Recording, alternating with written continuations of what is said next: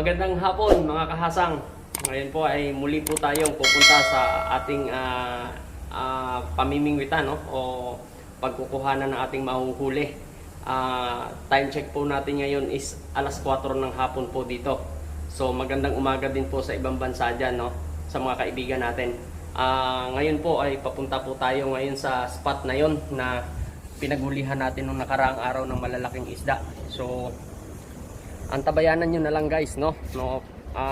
Malapit lang naman dito yung spot dito, halos sa pwedeng lakarin, pwedeng magsasakyan, kung ano man po ang mabilis na pamamaraan na pagpunta ron, gagawin po natin.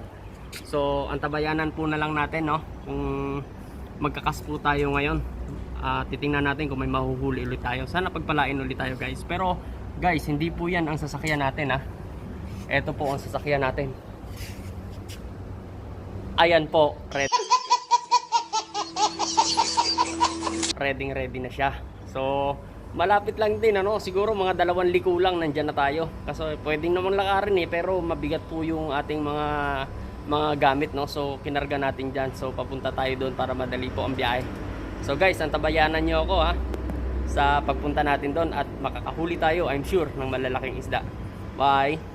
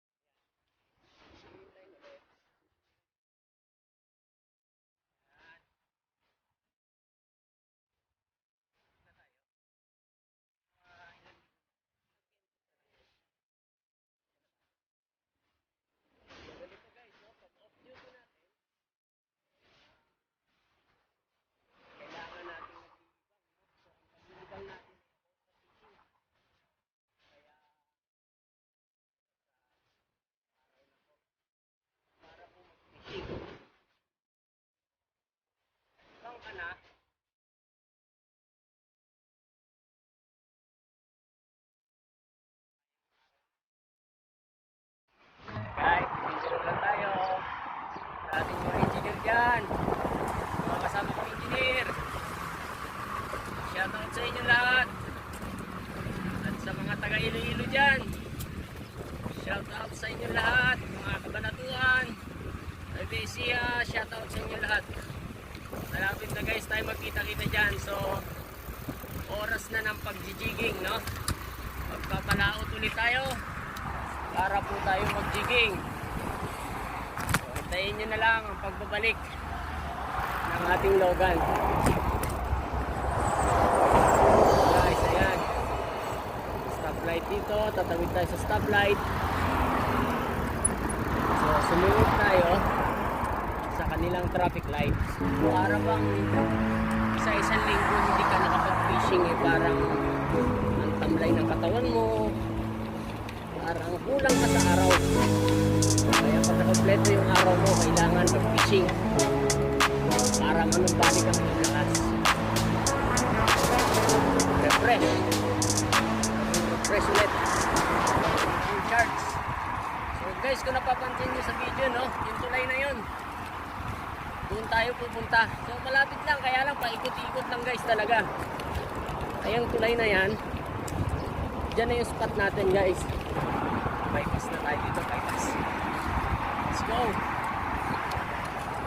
Guys, malapit na yung tulay. Huwag tayo didiretso dyan. Bypass tayo dito. Kasi for vehicles only.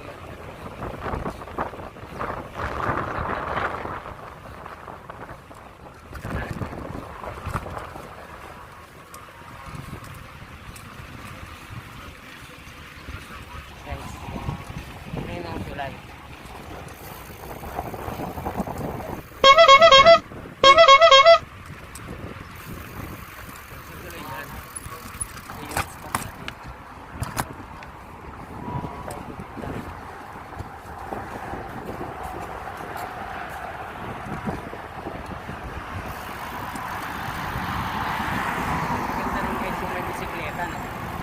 Para pag mga short distance, eh, pwede lang bisikletahin, no? Oh, habol ka, green line. Habol.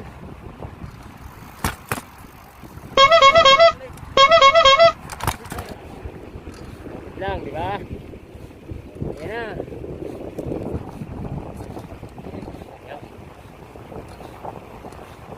Ayan yung tulay na pupunta natin guys. Dagat yan.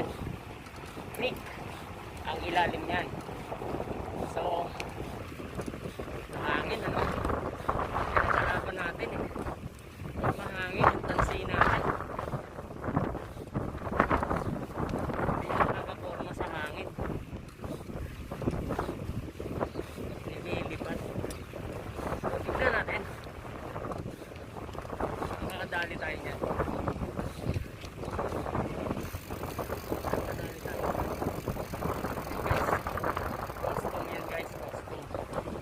Restricted area. So not allowed. Dito lang tayo. Yan. Mga fisherman din na naniniwit ngayong araw na to. No? Kasi na, off duty ngayon. Off duty ngayon. Good luck.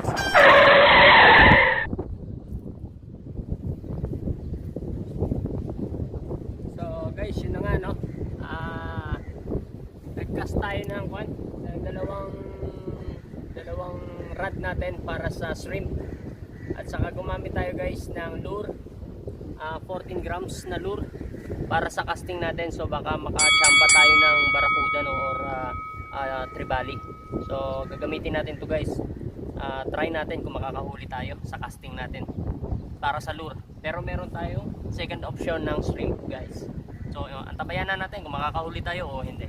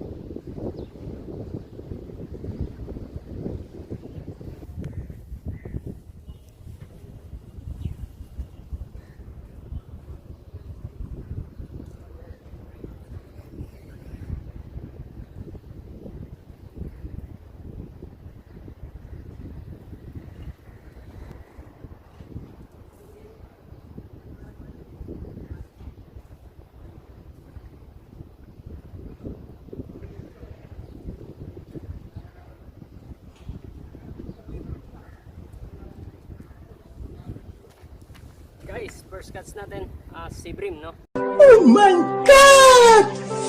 Wow! No? Nice cuts. Malaki din to guys, no? Nasa half kilo.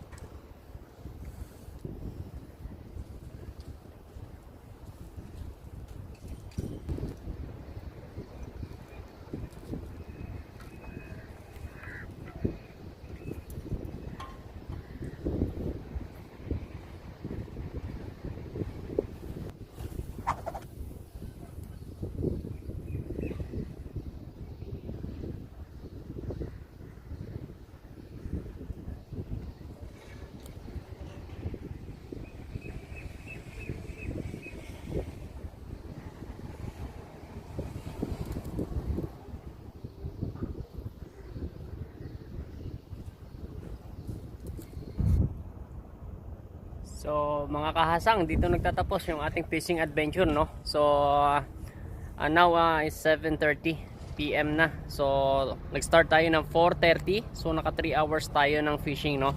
So guys, napakahangin ngayon. So sobrang lakas ng hangin kaya yung ating line hindi mapakali.